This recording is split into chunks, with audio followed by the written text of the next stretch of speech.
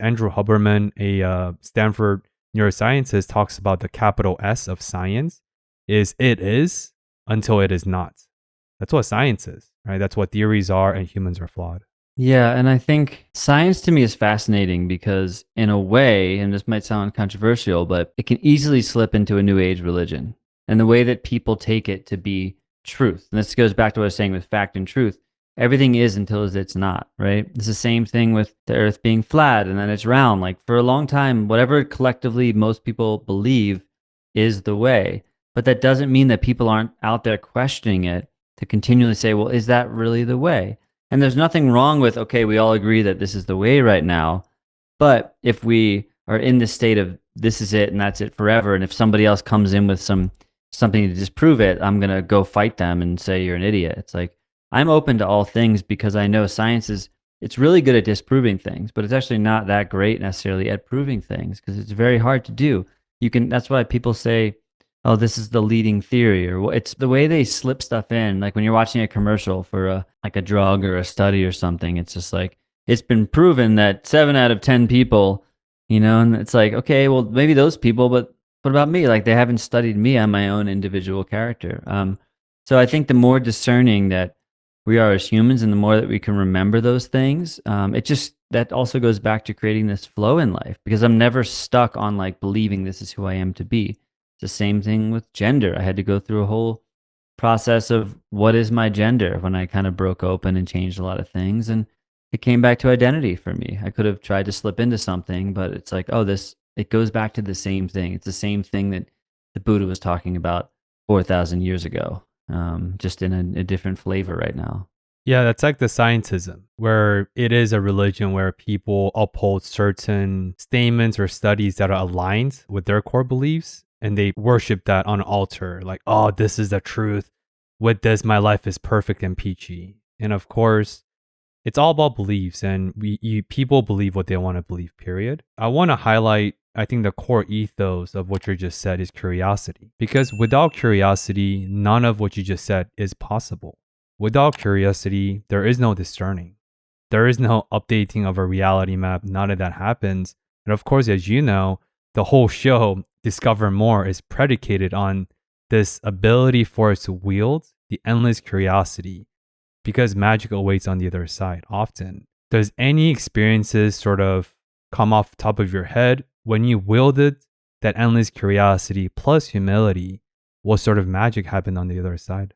I got really into running last year. I never was a runner, was never a marathon runner, never had a desire to run a marathon. It just seemed like the silliest, craziest thing to do. Why would somebody want to run around for, 26 miles? But something kind of came over me and I started training for this marathon. And when I actually completed the marathon, and I was the first person to ever attempt this mountain range barefoot. It took me like 7 hours and 13 minutes and 13 seconds. Again, my lucky number. So what I really walked away with in that experience was like, oh, yes, there was this egoic piece of me still that like wanted to see if I could do this, to want to like prove to myself and honestly to my like dad, who's a podiatrist, who was like, you're crazy for trying this. And at the end of the day, I was like, that's not what it's about. I'm not a competitive person. Like, I just love to be outside and I love to be connected to nature. And I love sharing what it's like to live more barefoot and to appreciate feet and to love on feet. And it had nothing to do with the fact that I completed it or that it was like, well, this hasn't been done before. All those things are secondary to the fact that like, I just love being outside. I love connecting with people, sharing about this. And that was one of a ton of takeaways. But that's the same thing of like, the goal was to complete this marathon. I didn't know if I could do it. I went on this long journey to learn more about myself. And in the process of actually completing it, I created this whole big social media account on TikTok with, millions and millions of views and getting to share about being barefoot. I learned more about the way my foot functions. I learned more about breathing properly and maintaining health and fasting and all these things. And that was the exciting part. The getting the medal and completing was like, that was cool. But the reason I was like crying at the end of it wasn't because I completed it. It was so much more than that. Yeah, for anyone that's curious in-depthly about Joshua's barefoot journey, which is how I came across this Unilab video that went viral about a year and a half ago, that got 10 million views. Please check out episode 88 and 89 I did with Joshua a year ago, where it's all about his musical journey, his food journey, and barefoot journey. And it's fascinating. And of course, I want to focus on something else for this. So you talked about earlier that flat earth theories and a lot of these statements and facts that we hold dear to our hearts shift and morph over time. And of course, you're not a flat earth believer.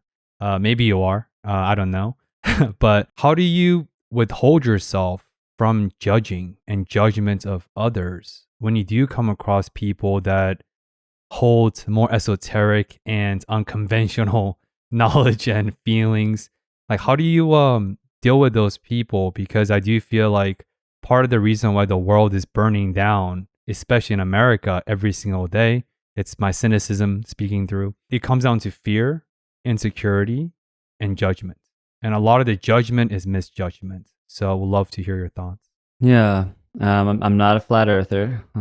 You'll be glad to know, but I'm also not necessarily a round earther either, because I like to think about things quantum. So I actually, in my newest book, I'll just say this. So I published my 5th book of the conversation series. It's called The End of Your Best Friend, but it's not available to anyone. I only made 25 copies and you have to find it. So it's not actually something I'm trying to sell.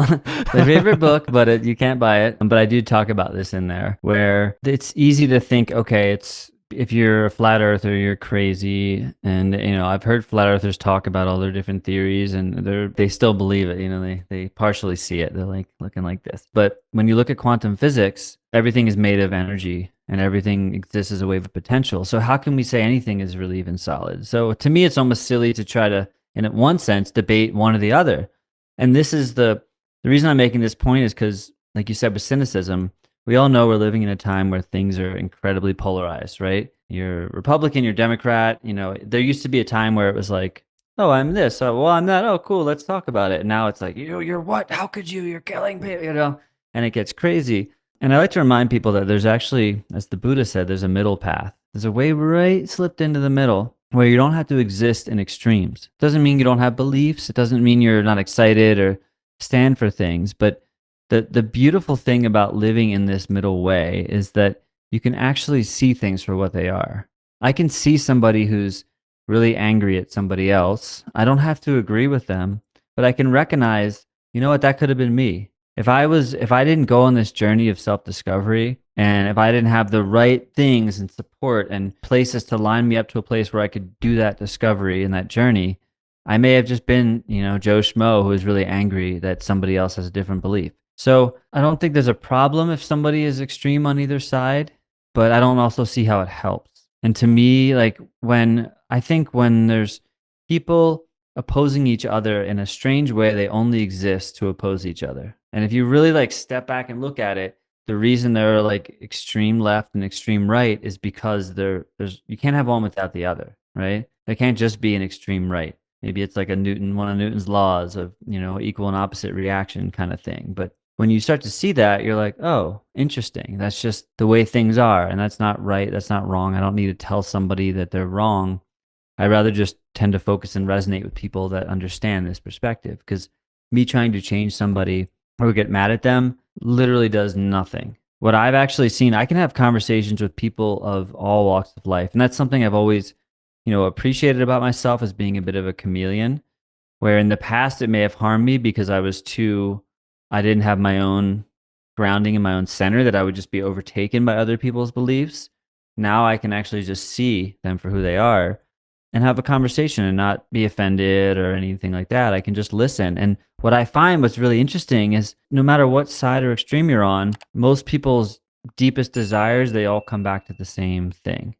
People want to be loved, they want to be seen, they want to be appreciated. So it really actually doesn't matter what they believe. Their belief is just their way of trying to get that, even if it's misguided. Hey Seekers, if you enjoyed watching that short clip, I strongly recommend clicking here for the full-length episode. Here's to discovering more valuable life stories with practical mental health insights. Thank you for watching, and until next time, peace.